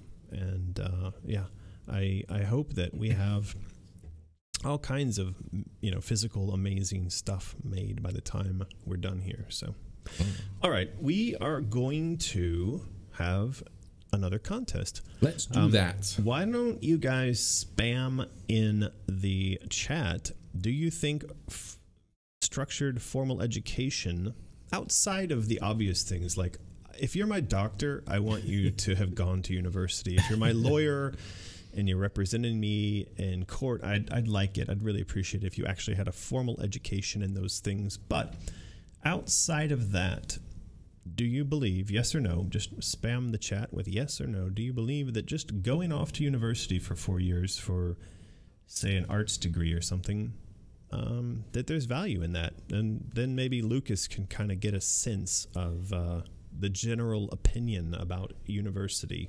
I'm curious to know, yes or no. We'll see. People just writing spam currently. Spam, spam, spam. School is for fools. Yes. Yes. No. Past 10. Time for a giveaway. So what are we giving away, Martin? Do the Either thing. This nice glossy miniature red Cheshire. Look at the shine on that. It's super shiny. I mean, that thing came out of that printer, and I turned around and kissed the printer. I couldn't believe it. Or the patch set. The patch set's You cool. get to choose. Whoever wins, you can choose one of those. Plus, we're nice like that. We are nice like that. That's a lot of lots of yeses coming in. Lots of yeses and some nos. no's. Nopes, depends. Yep. Well, Lucas, what that ought to do is help you understand that it's not an easy thing to answer. And that was actually my point in asking the question, because the response you're going to get from this is going to be all over the map. And you are facing a very large decision. And I'll give you one more piece of advice on this before we roll the dice. And that is, no matter what you choose, one way or another, you are eventually going to both regret it and be happy that you did it. And I promise you, it doesn't matter which way you go. If you go into the Navy, you're going to find that some days you regret it and you wish you'd never done it. There are going to be other times where you think that was the smartest thing you ever did. And if you don't go into the Navy, you're going to regret it. You're going to wish you had. And there's going to be other days where you think, God, I dodged a bullet. I'm so glad I didn't do that. So there is no real right or wrong answer here. Gosh darn it. Yeah, that's just the nature of reality. Here we go. We're going to roll it. Roll it. And Calum. Ooh, look at that. There you go, Calum. When's the last time Calum won something? I feel like it's been a very long time. Didn't we send Calum an art print or something like that, like months ago? There's nothing on the recent doodlings on my sheets of paper. Congratulations, Calum. You have won your choice of an embroidered patch set or a Red Cheshire mini print. And so do the thing. Email mysterious@americanmcgee.com Be sure to include your mailing address, which I'm sure we have already, but just to be safe. Quite probably. Your phone number. We'll have your email address because you'll be emailing us, but tell us what it is that you want. David Dixon super chat says, yes with an if, no with a but. There you go. There's a concise, to the point answer. That is. If ever you wanted one. It really is. This is one of the kind of things I think that as you go through life, you start to really understand more and more, is that no one ultimately can help you make these decisions. And you have to kind of take them on your own. And you have to just accept that, as I said, no matter what, you're going to regret it. You're also going to like it. That's just the way life is. I just want to point out really quickly, I love the music in this section of the game. This is got a beautiful harpsichord. No, don't put your headphones back on, Font Lord. We don't want you to have sweaty ears. Yeah, so I was actually emailing with Chris Vrenna the other day, and I did suggest to him that he come on to one of our live streams. He join us via Discord voice chat, which I think is a thing. It is. And so he's now thinking about that. So if we're lucky, I expect if we advertised that, we'd get quite a lot of views for that particular video. Yeah, well, I told him he's got a lot of fans hanging around over here, and that's uh-oh, what's that thing? Still, I don't get where these little demon pitchforky guys came from. They're certainly not in the books, right? Oddness. But yeah, so Chris, we're going to try to get him on. I also want to try to get Roger Jackson to join us. And hell, we may even get Susie. We'll get RJ on one of these days. But now that we've got Discord, I'm hopeful that it gives us an ability to have guests on via voice chat. Hope so. All right, Font Lord, let's go. Well, a super chat just came in for Mystical 4 for the odd amount of $2 Canadian and 79 cents. Awesome. Thank you. Using a bizarre font, which I agree with, saying just wanted to say hi. Well, hello, Mystical 4. Thank you for the odd numbered Canadian dollar donation. And the odd font. And the odd font. We appreciate all the oddness that is you. Blade Siskadol. Super chats saying wanting Alice to have a flower-like dress, and Hysteria mode would give her abilities to use vines to slap her enemies into the void. Ooh. Sounds like fun. That sounds a little bit like Groot. Wasn't Groot was able to vine his enemies? Oh, that's not good. I think I just turned myself into Hot Pot. Yeah, he could vine himself up and slap people about. Yeah, the Groot dress. The Groot dress. Could call it the Great Root Dress, and see if we get sued.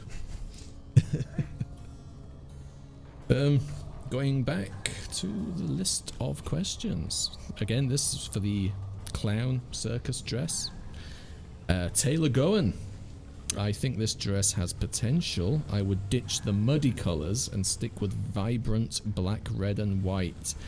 Maybe pigtails or a loose bun in the air is what a lot of performers style their hair with.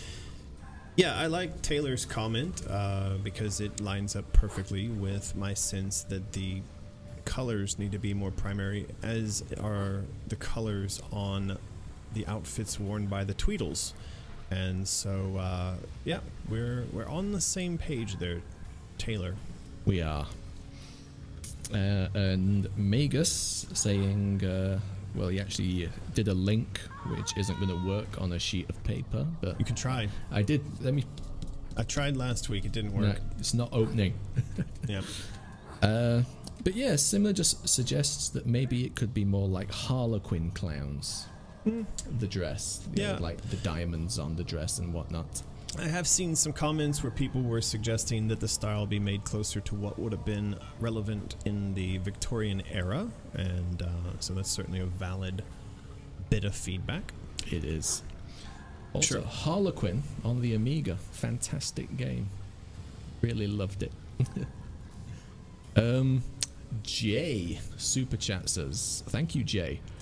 Finally able to make a live stream. Life's kept me down. Love these. Well, welcome, Jay. Very nice to have you here, and sorry to hear that life has kept you down, but it does happen. All of us here experience our ups and downs, and if you join us in the live streams, you'll see me falling repeatedly into lava, which might make you feel better about your ups and downs. Hope the live streams are cheering you up somewhat. I do hope so. Well, I mean, what makes people more cheery than the Font Lord throwing Comic Sans around? What indeed. What indeed. I quite like the look of this level. It's very nice. I like steamy, lava-y, pipe-filled places. It's got a certain kind of Quake Doom feel to it. You like your industrialized design, don't you? It's good. What else we got here? Adam Brunner suggests exploring the possibility of Alice's hair being an extension of the dress she's currently wearing. Each dress would have a distinct hairstyle, enhancing the look of each dress.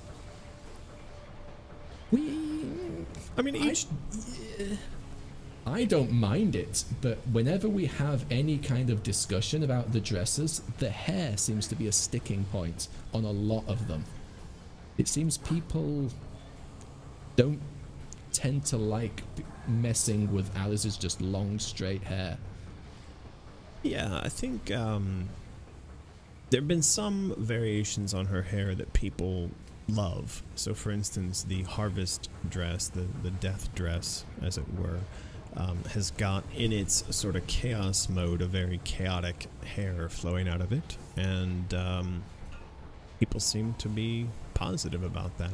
We're just gonna have to, we'll build some of these, we'll continue with the artwork, and then of course we will work to further define exactly how the dresses are affected by, like, let's say there's a chaos mode for each dress, and then kind of go from there. It's it's sort of steps. So right now we're just doing the steps of defining some of the concepts for potential dresses, and then we'll go forward and see about different modes and different hairs and whatnot. Yeah. This one, interesting name, Stephanie Denial. Suggests maybe if we figure out what specific role she has in the circus, it would help in what type of outfit design to go for, such as acrobat, juggler, clown, etc. That's a good point, and we don't know yet, so we'll want to sort of write that section of the game. If you remember, in Madness Returns, we actually had the Carpenter putting on a stage show. Now, he did not invite Alice to be a part of that, not to play a role in it, but she was there invited as a guest to watch the show. And I can't imagine, though, that we would have Alice, if she's sort of conscripted. I just set myself on fire for no fucking reason. But if she's sort of, hi demon, yeah, no, I'm one of you, I'm on fire.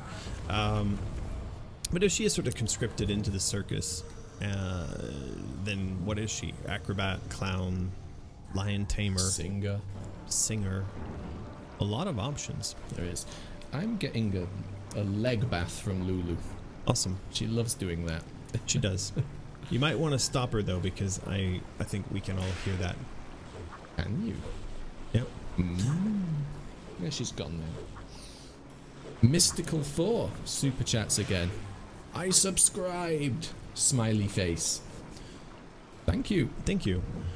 Yeah, I did want to point out, we just passed 20,000 subscriptions here on YouTube, and if you are not subscribed, please do subscribe, because we're now 1/5 of the way to one of those awesome YouTube plaques, and it only took like 5 years to get here. So maybe like in 20 more years, we'll have a plaque. Yeah, the Social Blade website suggests there's still years to go. Yeah, awesome.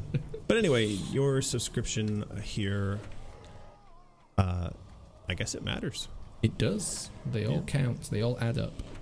Such a weird thing, because I sit around watching YouTube all day. It's my primary form of media consumption for news, for entertainment, and then to turn around and we have a studio set up where we do our own broadcasts. It's a little bizarre to think like this is what I watch, this is what I enjoy, I like the YouTube community, and then somehow yeah, here, let's throw some of our own content into the mix, you know. And yeah, I guess we're living in the future. We are. Alice on Elm Street super chats saying maybe Susie could sing a theme song for the game. You know, that's a good idea. I am actually a big fan of having proper songs in video games. It kind of, I don't know, I just think it's really interesting when it happens. What are some examples of that from? There was Fei Wong, Eyes on Me, Final Fantasy VIII. Right. I'm sure there are other examples in my head which are eluding me currently. So was that a comment from Taylor? I think it was Alice. Or Alice on Elm Street. Alice on Elm Street. I also saw someone make a comment like that, I think on Patreon, but that's a good comment, Alice. And it actually, the last time that I saw that pop up, it had in my mind that as we see Alice moving through the world of Asylum, it would be fantastic to have her have a little collection of dark fairy tale, nursery rhymes that she sings to herself. And so that could be kind of like an idle sound, an idle, you know, engagement that she does. And perhaps we could collect those throughout the game. And so instead of like tuning into a radio station as you would do in Grand Theft Auto, you could tune into a variety of these nursery rhyme tunes. You could choose what's sort of on your Alice singing playlist. And I think the singing to oneself in these kind of scary, nervous situations, very much in character for this young girl in this incredibly scary place. And so, yes, let's do that. I heard that referenced in The Expanse the other day as whistling in the dark. Yes. Is that what they call it? I think that as from the concept of we do that, humans do that. Yes, you're trying to sort of keep the demons at bay by doing something normal, whistling, humming, you know, whatever it is. Yep. Okay. Where did we get to? Oh, here's one from Joachim Olsen. For the clown circus dress, was thinking more of a ringleader type outfit with a more dignified shape. The plot of the circus themed level could be that Alice is suckered into performing. Singer, dancer, choreographer, etc. Yeah, I like that. I like that there may be, you know, a sort of mission for collecting elements related to the performance, whipping into shape some of the other performers, and then ultimately having to engage in. And this was sort of what was done in Madness Returns. If you recall, she was conscripted to run around and get the script and to get the music and to get all the other elements together so that the show could begin. That was, of course, where the much loved, I loved him anyway, the drunken octopus writer made his appearance. I thought he was fantastic. And of course the chorus girl oysters, who I love, and they are actually on the patch set. They are. There's a sexy oyster there. There's a sexy oyster. Yeah. So yeah, I think you know, we've already established in some sense the idea that Alice has, oh come on bomb, go off. Alice has theatrical or stage sort of connection, and that it wouldn't be unusual to see another sort of variation on that in the new game. What if the game was a musical? Has that ever been done? I was thinking that as you were saying. In cutscenes and moments of high emotion and drama, if the game was a musical. It's a crazy idea. Has there been a musical game? I mean, sure, there's been musical games, but not in that way, I think. In the chat, anyone know? Has there actually been a game that is a musical? It's a fun idea. I don't know that I'm the one to make that kind of game. I mean, I've been to my share of musicals, but I don't know that I'm sort of expert enough at musicals. So I'd be worried that I'd sort of flub it. It would come off not subtle enough. It'd be kind of ham-fisted, but right. Don't know. Okay. What is your favorite musical, Martin? Well, I have never actually been to a stage musical, but in terms of movies, I'm quite a big fan of My Fair Lady and Grease. That's a good one. Those are both good, yeah. Yeah, there you go. Oh no! Oh, what you doing? My favorite musical is The Sound of Meat in Lava. Yeah. How about yours? As far as ones that I've been to, I've been to Rent and Cats and Phantom of the Opera and all these types of things, and of course I've been to. I seem to be in a hole, a steaming hole. Yeah, and I've been to lots of sort of old school musicals, aka operas, La Traviata and things like that, which I like all those quite a lot. And I was trying to think, what's the Moulin Rouge, that movie, of course, is a musical, based on and I've seen that. I saw that. I actually went to Moulin Rouge in Paris. Anyway, I think they're all fantastic. I'm a fan of musicals. I just don't know that I'm capable of making the first ever musical video game. It sounds like a bit of a challenge. Yeah, would be good though. Ice Killer Super Chats.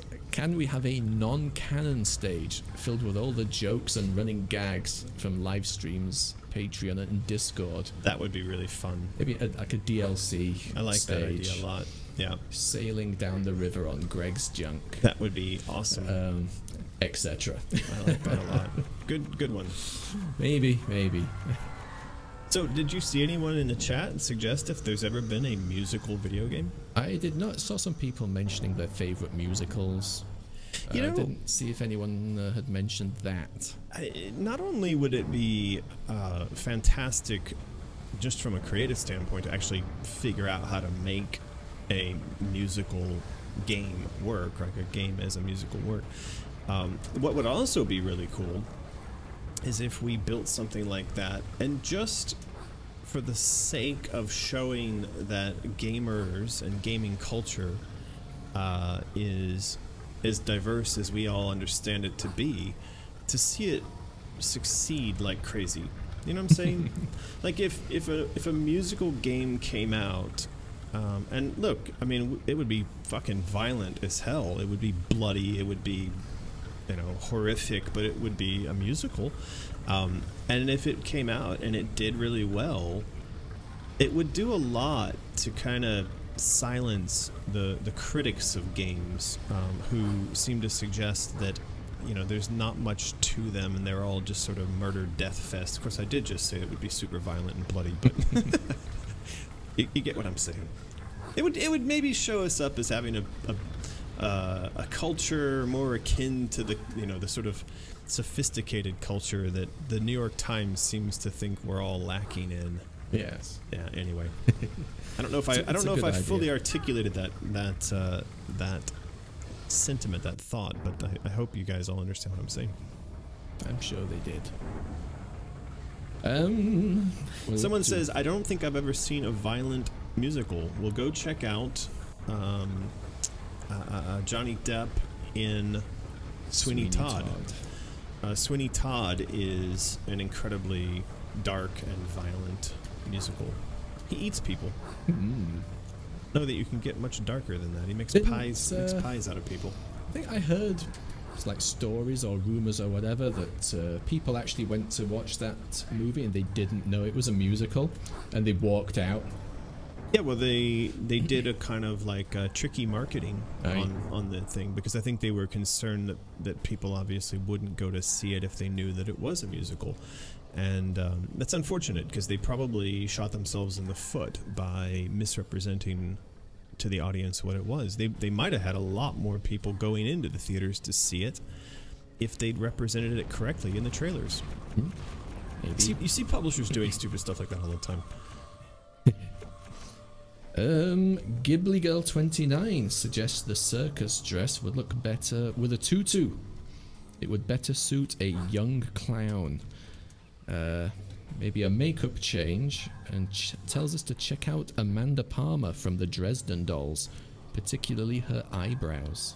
There was a whole insane eyebrow conversation over on Discord yesterday. I was sitting there writing the intro chapter stuff for Asylum, and you know, it's kind of dark. It's like PTSD flashback stuff. And then I popped over to Discord to see what was going on, and I'm like, hey kids, and then they're all going off about eyebrows.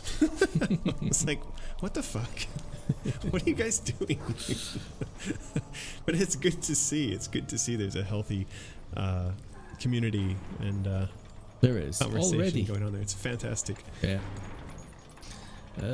Drunken Catface has a suggestion. With both the hysteria on and off modes of the clown dress. Off, need like the vivid wig, bubblegum pink, and the colours of the clown dress were like more vivid purple, lime green, etc. But in hysteria chaos mode, all the colours are inverted. Pieces of shattered glass replace pom-poms. The wig is torn, covered in ash. Alice's hair is sticking out of it like rose spikes. People they seem to be very much on board with each dress having two modes. Yeah, I think so. So why don't we just put a pin in that? Do that.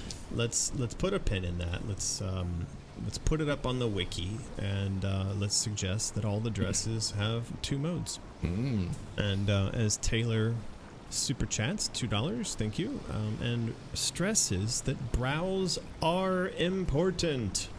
They are. Yes, they are. I mentioned that on our recent trip to Bangkok, Yen and I noticed unusual style trend there, and that is that they just completely shave their brows off, and then they paint on top of where the brows were with a sort of a pencil paint, grease paint, whatever. And the variation in the shape and size was fantastic, but it looks like sort of what you'd expect to see as stage makeup, like in an opera, right? So highly exaggerated shapes, not natural at all. And yet we saw lots of women rocking these, and I mean women from the age of 14 to 64. It was all the rage, and so we were trying to figure out, was this a function probably of some local TV, I don't know, TV show or soap opera style or something like that. But now I fell in a hole. But yeah, it's pretty aggressive. Now the only other person I've ever known to do that, as a force of habit, was Marilyn Manson. So to see everybody not everybody, but quite a lot of women in Bangkok rocking the Marilyn Manson eyebrow style was pretty funny. Ooh. Got any pictures of that? Well, I think it was in that video we played at the intro. The woman on the train next to Yen in that video we played last week. Oh, I'll check that out. We are getting very close to the top of the hour, so I think it may be time for another contest, and maybe kind of like our wrapping up the stream banter, which is perfect timing because I've just made it to some new place. Taylor Goen super chatted during all that, basically just to say, gotta have them bad bitch brows. True, she did say that. It's true, I guess. Martin, I don't know. You've just got man brows. Man brows. Man brows. All right, what are we doing? So we're going to give away a skull in a second here. And before we do that, I think I'm going to go through the sort of like how you can help and what you can do stuff. Yeah. If you've been here before, you know how this goes. I do want to point out really quickly, this is what our Patreon looks like right now. I don't know if you guys realize this, but you've pushed my Patreon into 5th place in the games category and into the top 200 on Patreon overall. And you've actually caused me to be tagged as a hot creator for the month of August. The amount of growth we've seen in the last couple weeks in the last month has been insane. Insane in the membrane. So if you have $1, go over and become a patron. It does give you access to all the artwork, the dresses, the story stuff we're doing. What is the amount for getting access to the Discord? $5. $5, and you'll get on Discord. So for $5 a month, you can help to support all the crazy artwork and design and story and other stuff that you see that we're doing here, plus become a part of the growing community inside of our asylum of wonderful, insane children. And I have to say, that community so far is fantastic. Let's not screw it up. Yeah, so you can see here, phenomenal growth. So thank all of you extremely very much for all your support and love and trust. Of course, we do have a lot of people on board right now. They really want to get the Chaos Coin. They do. So I will reiterate that the Chaos Coin is available as a special promotional offer this month via Patreon for $35. And that Chaos Coin does come in a lovely little collector's box. And it gets you your name on a virtual coin inside Alice Asylum. Now, once this month, August, is over, we're going to end up mailing out something like almost 2,000.